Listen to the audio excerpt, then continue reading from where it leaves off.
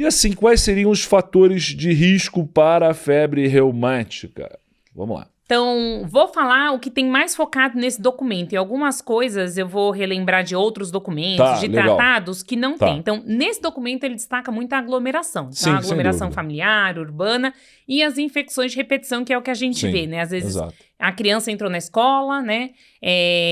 Menorzinho tem muitos quadros virais, né? Mas a gente sabe que as infecções virais vão ali nos primeiros anos, no pré-escolar. Quando chega no escolar, 5 a 10, 14 anos, aí a gente muda o perfil epidemiológico e aí que a gente começa a ter mais infecção, né? Lembrar que os pequenininhos não têm amidalite bacteriana. Exatamente. Entendeu? Esse é um detalhe. Então, agora, aquela criança que começou, teve uma amidalite, teve outra amidalite, ela pode não ter tido uma febre reumática nos quadros iniciais, agora essa exposição frequente pode sim ser um fator de risco a mais sem dúvida, para ela desenvolver então, o quadro a aglomeração, todo. A pobreza é sempre um problema, né, nesse sentido, né? A condição socioeconômica ruim que leva à aglomeração. Exatamente. E a própria escola é uma aglomeração, né? Escola, então, creche. A aglomeração, quando a gente fala, eles falam aqui em familiar e urbana. Eu entendo aqui familiar urbano escolar, né? Isso, exatamente. Porque a escola é um aglomerado aí que as crianças ficam mais doentes, né? E você tocou num ponto muito interessante, é que como a febre reumática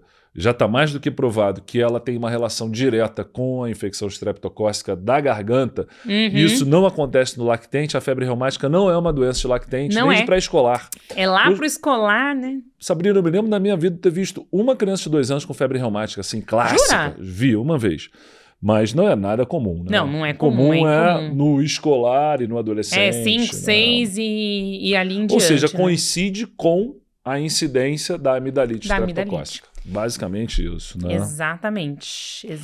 Eu acho que por causa da amidalite, né, que é o start aí, né, por causa do estrepto, por isso, e por causa do retorno da escarlatina, é por isso que a SBP começou a falar da febre reumática novamente, porque a escarlatina foi uma doença, é tema quente, gente, porque realmente, eu lembro que na minha faculdade eu via poucos casos e nos últimos anos, os últimos 2 anos aí, a gente teve uma incidência aumentada, mas são quadros bem diferentes, né, clinicamente bem diferentes. E outro fator de risco, né, que você falou da aglomeração, da questão socioeconômica, né, é que muitas vezes esse paciente não vai ao médico.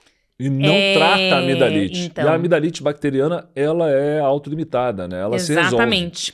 Eu tenho até um dado aqui no documento que ele fala que é pouco a porcentagem, né? Então, de 0,3% a 3% dos pacientes com faringoamidalite estreptocócica não tratada ou inadequadamente tratada que vão desenvolver febre reumática. Sim. Então, exato. é uma porcentagem pequena. Mas, gente, quem desenvolve febre reumática corre risco de uma cardite crônica. Sim, né? exato. De uma lesão valvar para fazer profilaxia por toda a vida. Aliás, tudo isso a gente vai discutir. Profilaxia. Sim, e esse, então, é um grande fator de risco, né? Não tratar. Não tratar. Ou tratar inadequadamente, que também isso às vezes acontece, né? Exatamente.